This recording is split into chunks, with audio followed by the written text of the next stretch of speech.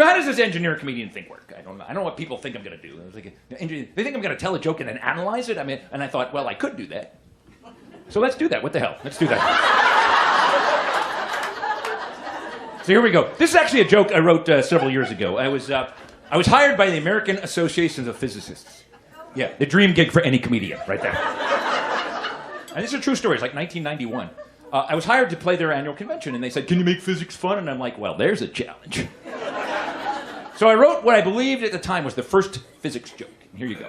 An atom walks into a bar. See, that was enough for them right there. They were like, "Oh my God, that's funny."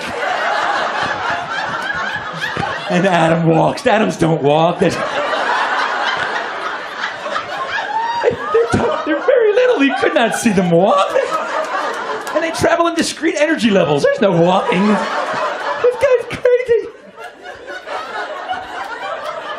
That was enough. The physicists were dying. But there was more. So the atom walks into the bar, says to the bartender, "Give me a double."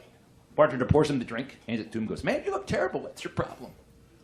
And the atom says, "I lost an electron today." The bartender says, "Are you sure?" And the atom says, "I'm positive."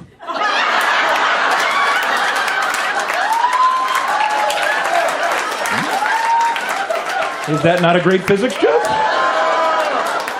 If you play a physics convention, please feel free to use it. So why does that joke work? Let's do the analysis. This is the lab. This is the comedy lab. We're going to the comedy lab. So I'm going to a Venn diagram analysis of the joke. Okay. Two things need to happen in order for that joke to work. You have to overlap it. Comedy's about overlap. So you need to understand basic atomic physics, and you've been to a bar. And that overlap turns out to be 72%. Now, this is a true story. I'm telling this joke one night on stage. It was up in the Bay Area, actually. And some guy happens, right in the front row, is drunk, and he happens to be a chemist. Yes, and he's like, "That's not a physics joke, that's a chemistry joke." It's not physics, chemistry. I'm getting technically heckled. And I said, "No, sir, it's a physics joke." "No, that's atomic chemistry." And I go, "You want to hear a chemistry joke?" And I made this up on the spot. "Here's a chemistry joke, sir. Same day, same bar, later that day, a catalyst walks in. The bouncer stops him and goes, hey, where do you think you're going?"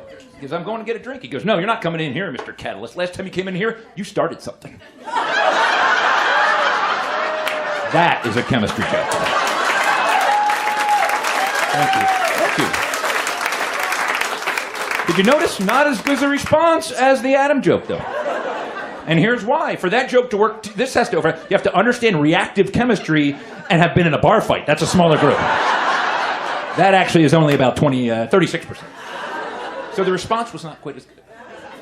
Now, sometimes I get jokes that don't get a great response, and I'll give you an example right now. Okay, this is the nerdiest joke I will tell in the whole show. If you don't get this, you should feel good about yourself. It means you have a life. That I wrote this joke tells me I don't have a life. So an electron is driving down the freeway, and a cop pulls him over, walks up to the car and goes, "Do you realize you were doing 88 miles an hour?" And the electron says, "Oh, great, now I'm lost." Perfect response. Really, here's why that joke does not get a laugh. Two things need to overlap. You have to understand the Heisenberg uncertainty principle and have a sense of humor. And that overlap is 1%.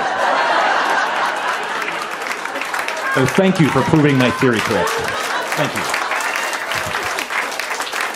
That was about 1%. 2 people out of this whole crowd laughed.